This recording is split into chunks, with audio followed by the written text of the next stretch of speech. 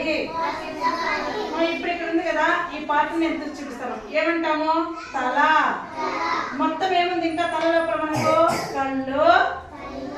కళ్ళు ఎక్కడున్నాయి? కళ్ళు, ముక్కు, నోరు, చెవులు. వీటిని ఒకసారి మనం ఇంగ్లీష్ లో చెప్తామా?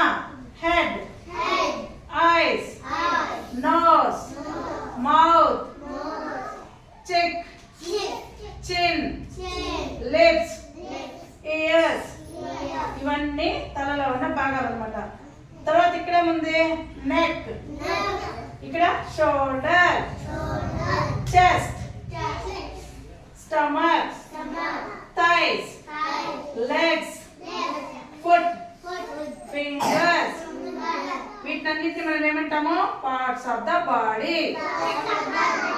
మన శరీరంలో ఉండే అన్ని భాగాలు అన్నమాట.